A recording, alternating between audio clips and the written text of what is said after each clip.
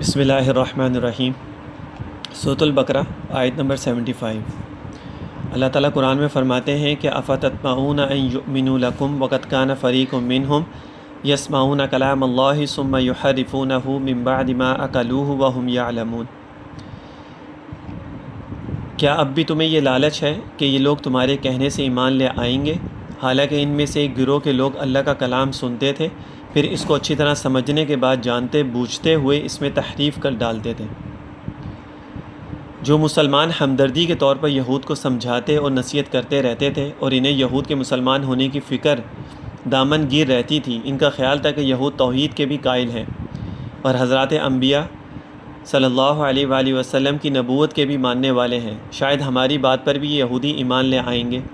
تو اللہ تعالیٰ نے ان مسلمانوں کی امید کو ختم کرنے کے لیے ارشاد فرمایا کہ اے مسلمانوں، یہود کی اس قدر شقاوت قلبی کے باوجود بھی تمہیں امید ہے کہ وہ ایمان لے آئیں گے، حالانکہ ان میں سے ایک فریق اللہ تعالیٰ کے کلام کو سنتا تھا اور پھر اچھی طرح سے سمجھ لینے کے بعد اس میں تحریف کر ڈالتا تھا، اور وہ خوب جانتے تھے کہ ہم اللہ تعالیٰ کے کلام میں تحریف کر رہے ہیں اور یہ سخت گناہ اور جرم عظیم ہے۔ جس گروہ کا یہاں ذکر فرمایا جا رہا ہے، اس سے وہ 70 افراد مراد ہیں جو سیدنا موسیٰ علیہ السلام کے ساتھ کوہ طور پر گئے اور انہوں نے اللہ تعالیٰ کے کلام اور اس کے امر اور نہی کو بلا واسطہ اور براہ راست سنا تھا، لیکن کوہ طور سے واپس آنے کے بعد اس میں یہ اضافہ کر دیا کہ اللہ تعالیٰ نے آخر میں یہ فرما دیا تھا، ان استطعتم ان تفعلوا هذه الاشیاء فافعلوا وان لم تفعلوا فلا بأس۔ یہ انہوں نے الفاظ اپنی طرف سے اس میں ایڈ آن کیے، یعنی اگر تم سے ان چیزوں پر عمل ہو سکے تو کر لینا اور نہ کر سکو تو کچھ حرج نہیں، کوئی بات نہیں۔ حالانکہ اللہ تعالیٰ نے یہ نہیں فرمایا تھا ان کو ان چیزوں پر عمل کرنے یا نہ کرنے میں اختیار ہے، بلکہ ان پر عمل کرنا لازم قرار دیا تھا۔ انہوں نے اللہ تعالیٰ کے ارشاد میں اپنے پاس سے ان کلمات کا اضافہ کر کے تحریف کا ارتکاب کیا۔ کلام الہی میں کمی کرنا یا اپنے پاس سے اضافہ کر دینے کا نام ہی تحریف ہے، جو انتہائی سنگین جرم اور گناہ عظیم ہے۔ بعض علماء نے یہاں کلام اللہ سے تورات اور یسمعون کلام اللہ سے انبیاء کرام کے واسطے سے سننا مراد لیا ہے۔ تحریف سے مراد لفظی اور معنوی دونوں طرح کی تحریف مراد ہے۔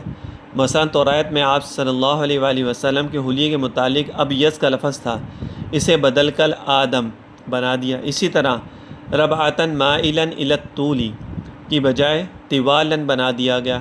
کئی مقامات پر معنی میں بھی تحریف کی گئی ہے۔ قرآن کریم کی کئی آیات سے صراحتاً معلوم ہوتا ہے کہ یہود نے تورات میں لفظی تحریف کی ہے، اور لفظوں کی اس تبدیلی و تحریف ہی اصل میں تحریف کہا جاتا ہے، اور تحریف معنوی کو مجازاً تحریف کہتے ہیں۔ محققین کے ہاں تحریف دونوں قسموں کو شامل ہے، اور ان کے نزدیک تورات اور انجیل میں دونوں قسموں کی تحریف کی گئی ہے۔ اس کی مکمل تفصیل کے لیے حضرت مولانا رحمۃ اللہ کرانوی رحمۃ اللہ علیہ کی کتاب اظہار الحق اور اعجاز عیسوی قابل ملاحظہ ہے۔ اظہار الحق کا ترجمہ بائبل سے قرآن تک کے نام سے دارالعلوم کراچی کے استاذ الحدیث حضرت مولانا اکبر علی صاحب نے فرمایا، جسے حضرت شیخ الاسلام مولانا مفتی تقی عثمانی صاحب دامت برکاتہم نے اپنی نہایت دقیق و تخریج و تحقیق از حد قیمتی علمی تاریخی مقدمے سے مزین فرمایا ہے، جو نہایت جاندار سلیس ترجمہ ہے۔ کتاب کے آغاز میں آپ کا مقدمہ بڑا ہی نافع اور مفید، بڑی اہم معلومات پر مشتمل ہے۔ وَإِذَا لَقُوا الَّذِينَ آمَنُوا قَالُوا آمَنَّا وَإِذَا خَلَا بَعْضُهُمْ إِلَى بَعْضٍ قَالُوا أَتُحَدِّثُونَهُم بِمَا فَتَحَ اللَّهُ عَلَيْكُمْ لِيُحَاجُّوكُم بِهِ عِندَ رَبِّكُمْ أَفَلَا تَعْقِلُونَ۔ اور جب یہ لوگ ان مسلمانوں سے ملتے ہیں جو پہلے ایمان لا چکے ہیں، تو زبان سے کہہ دیتے ہیں کہ ہم بھی ایمان لے آئے ہیں، اور جب ایک دوسرے کے ساتھ تنہائی میں جاتے ہیں تو آپس میں ایک دوسرے سے کہتے ہیں کہ کیا تم ان مسلمانوں کو وہ باتیں بتاتے ہو جو اللہ نے تم پر کھولی ہیں، تاکہ یہ مسلمان تمہارے پیروکار کے پاس جا کر انہیں تمہارے خلاف دلیل کے طور پر پیش کریں۔ کیا تمہیں اتنی بھی عقل نہیں؟ یہود میں دو گروہ تھے۔ ایک گروہ کھلم کھلا اعلانیہ طور پر کافر تھا۔ منافقین یہود جب مسلمانوں سے ملتے تو وہ ان سے کہتے کہ ہم اس حقیقت کی تصدیق کرتے ہیں کہ آپ صلی اللہ علیہ وآلہ وسلم اللہ تعالیٰ کے وہی نبی اور رسول ہیں جن کی بشارتیں تورات میں موجود ہیں۔ اور جب مسلمانوں میں سے ان کے پاس کوئی نہیں ہوتا تھا بلکہ وہ تنہا ہوتے تھے، تو اس وقت وہ علماء یہود جو اعلانیہ کافر ہیں ان سے کہتے تھے، کیا تم مسلمانوں سے وہ چیزیں بھی کہہ دیتے ہو جو اللہ تعالیٰ نے تم پر کھولی ہیں؟ یعنی آپ صلی اللہ علیہ وآلہ وسلم اور آپ کے اوصاف عالیہ، اس طرح آپ کے اتباع کی تاکید فرمائے، تاکید وغیرہ۔ تو اس کا نتیجہ یہ ہوگا کہ مسلمان اللہ تعالیٰ کے پاس تم سے حجت کریں گے اور تمہیں ملزم ٹھہرائیں گے کہ باوجود اقرار و اعتراف کے بھی ایمان نہیں لائے، فلہٰذا تم ان کے سامنے یہ اقرار نہ کیا کرو، ورنہ قیامت کے دن تمہارے لیے یہ اقرار رسوائی اور ذلت کا باعث ہوگا۔ اولا یعلمون ان اللہ یعلم ما یسرون وما یعلنون، کیا یہ لوگ جو ایسی باتیں کرتے ہیں یہ نہیں جانتے کہ اللہ تعالیٰ کو ان ساری باتوں کا خوب علم ہے، جو وہ چھپاتے ہیں اور وہ جو ظاہر کرتے ہیں؟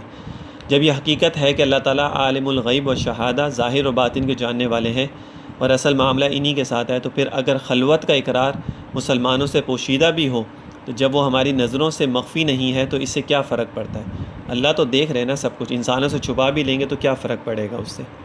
لیکن حماقت کی وجہ سے یہود اس حقیقت کو نہیں سمجھ رہے ہیں اور منافق یہود کو مسلمانوں کے سامنے اس اعتراف سے منع کر رہے ہیں۔ یہ تھی سورۃ البقرہ کی 75 نمبر آیا جس کے اندر یہود کا ذکر تھا، اور موسیٰ علیہ السلام جن کو اپنے ساتھ لے کے گئے تو ان لوگوں کا ذکر اس کے اندر مختصر میں نے آپ لوگوں کے ساتھ شیئر کر دیا۔